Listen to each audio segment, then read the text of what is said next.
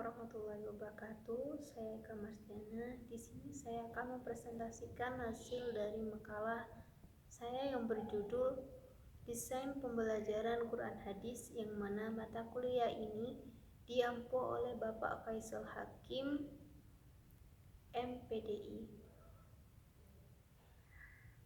Berbicara tentang pengertian atau definisi desain pembelajaran begitu banyak, namun yang saya ambil yakni dari M. Atwi Suparman, yang mana definisi dari desain pembelajaran adalah pengembangan instruksional atau perencanaan pembelajaran sebagai suatu proses sistematis dan afektif, sehingga dalam mengidentifikasi masalah, mengembangkan strategi, bahan, efektivitas, dan efisien dalam mencapai tujuan belajar.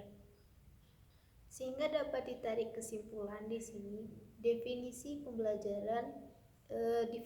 desain pembelajaran Quran Hadis ialah merupakan suatu proses yang mana pengembangan dari Quran Hadis itu melalui perencanaan pembelajaran yang mana secara sistematis dan afektif yang diemban oleh seorang guru yang mengempu mata pelajaran Quran Hadis. Adapun ruang lingkup pembelajaran desain pembelajaran Quran Hadis yakni yang pertama tentunya tujuan. Tujuan desain pembelajaran Quran Hadis itu apa? Yakni menurut Peraturan Menteri Agama Republik Indonesia Nomor 2 Tahun 2008, adapun tujuan desain pembelajaran itu yang pertama meningkatkan kecintaan peserta didik terhadap Al-Quran Hadis. Kemudian yang kedua, membekali peserta didik tentang dalil-dalil yang terdapat dalam Al-Quran Hadis sebagai pedoman dan menyikapi kehidupan. Dan yang ketiga, meningkatkan pemahaman dan pengenalan isi kandungan Al-Quran dan Hadis yang dilandasi dengan keilmuan tentang Al-Quran dan Al-Hadis.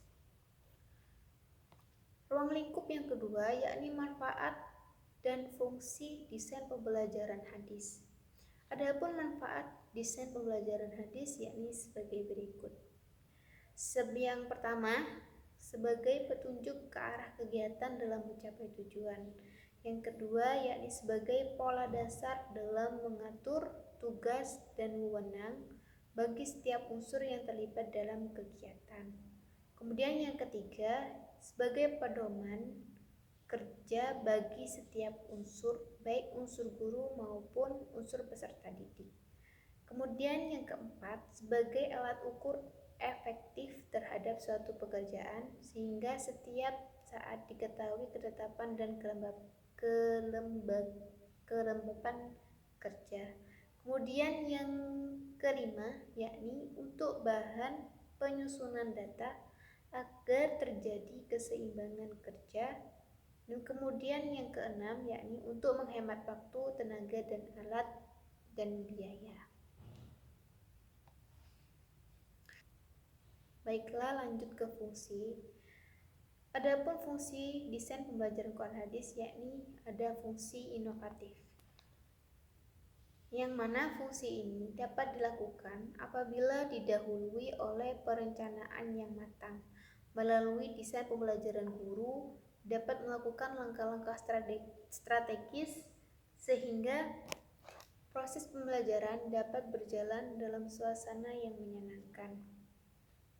Yang kedua, fungsi kreatif, yang mana sebuah desain pembelajaran yang disusun guru tidak selamanya dapat berjalan sesuai dengan harapan.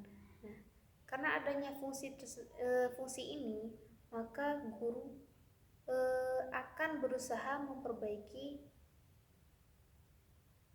susunan desain tersebut atau perencanaan tersebut sehingga menjadi desain pembelajaran yang berhasil. Kemudian yang ketiga, fungsi selektif.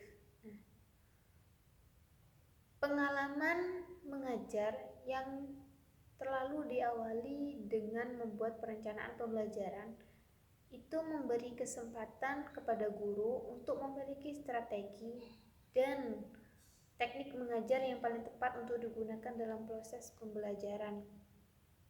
Kemudian yang keempat, fungsi komunikatif, yakni dokumen desain pembelajaran yang dibuat oleh setiap guru akan memberikan informasi kepada pihak lain tentang apa yang dilakukan oleh guru dalam proses pembelajaran tersebut. Kemudian yang kelima, fungsi prediktif, yang mana di sini desain pembelajaran yang baik harus dapat memberikan gambaran yang akan dilakukan serta sejauh mana hasil yang akan dicapai. Kemudian yang keenam, fungsi akurasi, yang mana dalam menjabarkan kurikulum terkadang ditemukan adanya beban materi yang terlalu banyak, sementara alokasi waktu yang tersedia tidak memadai. Akibatnya, guru sering mengejar target dan tidak mempedulikan kemampuan siswanya.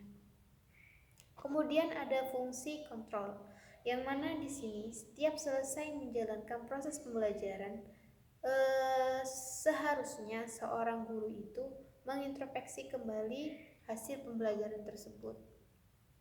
Seperti pembelajaran yang telah dilakukan tersebut dikoreksi kembali sehingga dapat diketahui sejauh mana hasil yang akan didapat atau hasil yang akan dicapai. Kemudian ada fungsi yang ke-8, yakni fungsi pencapaian tujuan, yang mana desain pembelajaran di sini bukan hanya mampu mengembangkan strategi dalam proses pembelajaran, namun di sini itu bagaimana agar rancangan pembelajaran yang dibuat guru tersebut mampu mengantarkan peserta didik untuk mencapai tujuan pembelajaran itu sendiri. Adapun komponen proses pembelajaran Al-Quran Hadis itu ada, seorang guru itu seharusnya mengetahui komponen-komponen pembelajaran sehingga pembelajaran itu dapat berjalan dengan rencana yang telah ditetapkan. Adapun komponen-komponen tersebut yaitu yang pertama, yakni sudah pasti tujuan pembelajaran. Apa sih tujuan pembelajaran seorang guru itu? Yang pastinya tidak jauh, yakni ingin mensukseskan peserta didiknya. Kemudian yang kedua, yakni materi atau isi. Nah, materi atau isi pembelajaran itu merupakan unsur kedua komponen, yang mana di dalam materi atau isi ini juga disebut proses penyampaian materi pembelajaran, yang mana materi atau isi ini dibenarkan dengan adanya tujuan. Gimana kalau ada tujuan namun tidak ada materi atau isi yang akan disampaikan kepada peserta didik? Kemudian yang ketiga, yakni metode. Metode merupakan jalan yang dilalui agar materi tersebut tersampaikan kepada peserta didik, sehingga dengan jalan metode ini peserta didik dapat menerima materi atau isi tersebut dengan baik. Adapun metode-metode ini bisa beberapa macam, bisa metode ceramah, bisa metode cerita atau tanya jawab, berdiskusi, dan lain-lain. Dan metode ini juga ada dalam Quran surat An-Nahl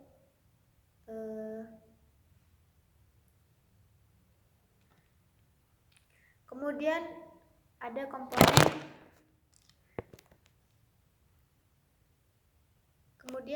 komponen media dan sumber belajar, yaitu menggunakan sumber belajar yang menarik sangat membantu pencapaian tujuan pembelajaran.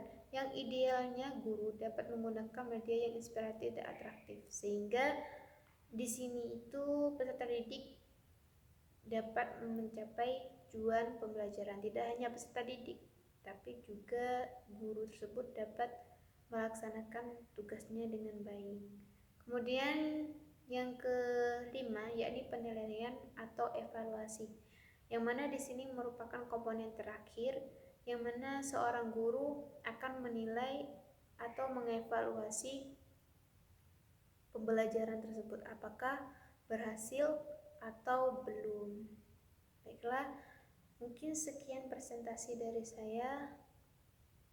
Billahi taufiq wal hidayah. Wassalamualaikum warahmatullahi wabarakatuh.